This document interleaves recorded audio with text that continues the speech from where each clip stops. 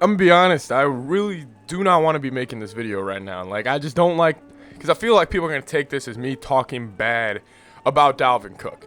I absolutely love Dalvin Cook. I'm gonna preface this video by saying that because Dalvin Cook, if you're talking about a guy in the locker room, a guy with no ego, a guy that just shows up to work every single day ready to play, it's him. Yes, his health and if he's lost a step is in question, but I think it's really time for the Minnesota Vikings to move off Dalvin Cook and move off him now. Move off him earlier than you can, because that's the, I mean, we've seen the Patriots do this. We've seen other great teams do this. They always move off of their star player a year early. I think it's time. I think Dalvin Cook showed us enough this last year. And just watching the playoffs this year, we cannot be paying a running back $12 million if we want to be successful. I'll let you guys know why right now. So watching the playoffs this weekend, it was a ton of fun, obviously, but the number one thing that was just always in the back of my mind was, where are the running backs? Like, where are the Christian McCaffreys, the Saquon Barkleys? I mean, the top running backs in the league, they're not there. And then the one guy that we did see, and this is going to be the first point of this video, it was Ezekiel Elliott. And I'm watching the Cowboys situation. They're paying Zeke probably, I think it's $1 million more, but it's around the same contract that Dalvin Cook has with the Minnesota Vikings, around that $12 to $14 million a year range.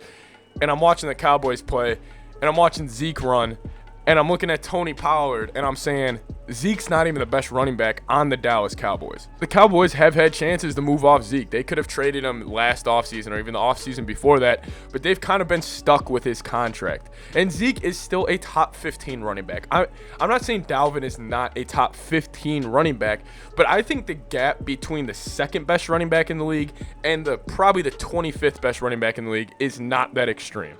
All the teams in the playoffs, you could just start with the AFC, the Bengals and Titans. Yes, Derrick Henry is the anomaly. He is the number one running back. He's the only guy that I can see actually carry a team to the Super Bowl and win it.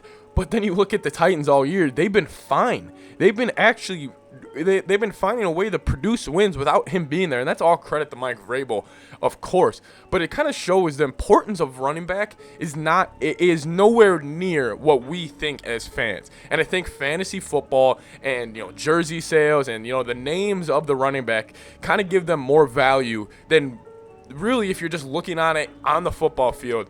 The running back position is probably the most interchangeable position in the entire National Football League. So again, you look at the running backs, you got Joe Mixon, Derrick Henry. Obviously, those are two good backs. That's probably the worst example I could give.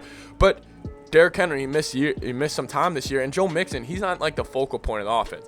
Then you look at Kansas City and Buffalo. Those two teams could pretty much, I could go play running back for those guys. And you see how Buffalo's finding diamonds in the rough with Devin Singletary. And we always kind of see every year in the playoffs, there's this one running back. He's not a household name, but he's not bad. He's not as bad as people think. And then he comes out and he'll have 3 straight 100-yard, 2 touchdown games. And I think that could be Devin Singletary this year for the Buffalo Bills.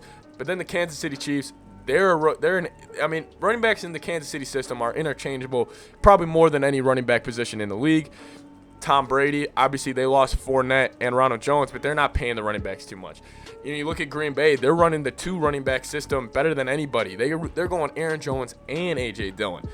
I just think with the Vikings, and last example, the Niners. Talk about having a good run game without having good running backs. They're a prime example of that. When it comes back to the Vikings situation, if our running backs, I just want to ask you guys this. If our running backs going into next year were Alexander Mattison and Kene Nwangwu, I am more than okay. Like I am ecstatic still with my running back group, especially if we could go get a first-round pick or even a second-round pick for Dalvin Cook. I just think this team has a lot of holes, and I understand we put a lot of the blame on coaching, but I do think the way this roster's set up, it's very lopsided. We almost started, the way this roster set up, we started working from the way out instead of from the way in. By meaning, we went and we got Jefferson and Thielen and Cook and and Cousins and C.J. Ham, Conklin, Irv. We got all these guys on the outside. We don't have the O-line to go protect. I would trade Dalvin Cook for a first or a second rounder. Go get a lineman. You just gotta, whoever our new GM is, hopefully he can scout linemen better. But I think he's looking at Dalvin Cook and Kirk Cousins, those two especially. And with the talent around this roster, the quarterback and running back position, especially out of those two, has not been as productive as it needed to be this past season. I will move off Cook. I would seriously do it. I think it's time. I just think if you look at the NFL, you look at the Vikings situation, and the fact that he still has value, you move off now, rip the Band-Aid off early. Let me know what you guys think down below. Obviously, this is a video I don't want to make. I don't want to come out saying the Vikings should trade their starting running back, but I think they have to, and I think it's the best move for them. Let me know what you guys think down below. Skol Vikes.